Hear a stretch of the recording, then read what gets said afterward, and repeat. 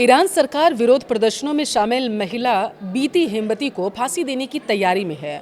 उस पर विस्फोटक और राष्ट्रीय सुरक्षा में बाधा डालने जैसे गंभीर आरोप है। उसके पति को भी मौत की सजा पहले ही सुनाई जा चुकी है।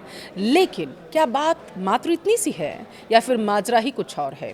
क्यों ये महिला खामनेई की धुर विरोधी बनकर सामने आई थी? आइए जरा इससे विस्तार से समझते हैं। नमस्कार, आपके साथ मैं पल्लवी रविंद्र सिंह।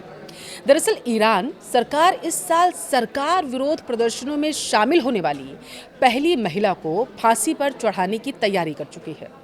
ईरान के अधिकारी बिटा हेमवती को फांसी देने की तैयारी कर रहे हैं।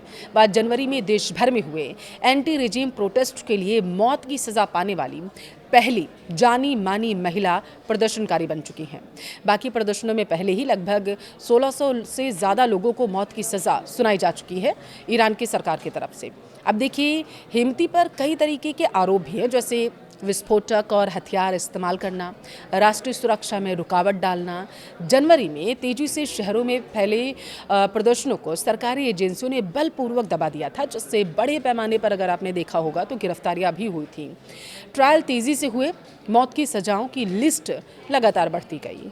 अब बीता हेमवती के बाद पति को भी फांसी की सज़ा सुनाई गई है और उनके अलावा 2 और शख्स हैं इस मामले में जो दोषी पाए गए हैं। अब ये महिला है कौन, ज़रा हम आपको ये समझाते हैं। देखिए, ईरान की विपक्षी party national council of resistance यानी कि NCRI की प्रेस कॉन्फ्रेंस अगर हम देखें तो उसमें इस महिला के ऊपर कई सारे गंभीर आरोप लगाए गए हैं, जिसमें एक्सक्लूसिव और हथियार इस्तेमाल करना, कंक्रीट ब्लॉक जैसी चीज़ें फेंकना, विरोध सभाओं में हिस्सा लेना, वो भी बढ़ चढ़कर, और नेशनल सिक्योरिटी में रुकावट डालना, ये शामिल है। माना यह जा रहा है कि उनके पति मोहम्मद रेजा मजीद असल के साथ साथ भी 2 और आदमी बहरोज और कुरोश जमानिजात को कपल के अपार्टमेंट बिल्डिंग में रहते हुए पाया गया था। उन्हें भी ट्रायल के बाद मौत की सज़ा सुनाई गई और उनकी प्रॉपर्टी जब्त कर ली गई थी।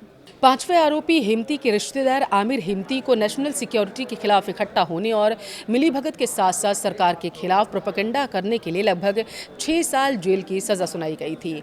यूएस की human rights activist news agency के मुताबिक ईरान की सरकार ने उन पर अमेरिका के दुश्मन सरकार और दुश्मन ग्रुप्स के लिए ऑपरेशनल एक्शन करने का आरोप लगाया था।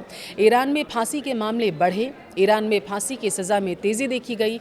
रिपोर्ट्स के मुताबिक 2025 की अगर हम बात करें तो वहाँ पर 1400 से ज़्यादा फांसियाँ दी जा चुकी थी, जिनमें ज़्यादातर प्रोटेस्ट करने वालों को टारगेट किया जाएगा। यह बढ़ोतरी 2025 के आखिर में शुरू हुए प्रोटेस्ट के बाद नाराज़गी पर बड़े पैमाने पर कार्रवाई का हिस्सा माना गया था, जो बड़े पैमाने पर फैली अशांति के बीच कंट्रोल बनाए रखने के लिए सरकार की बेचैनी को भी दिखाता है। अब देखिए, ह्यूमन राइट्स ऑर्गेनाइजेशन ने इन कामों की बुराई की है और सरकार की ओर से विपक्ष को डराने के लिए फांसी के इस्तेमाल को हाईलाइट करके सामने रख दिया है। अब यहाँ आपको बता दें कि 2010 से 2024 के बीच ईरान में 125 महिलाओं को फांसी अभी तक दी जा चुकी है। इस पूरे मामले को लेकर के आपका क्या कहना है? कमेंट में अपनी राय ज़रूर दें।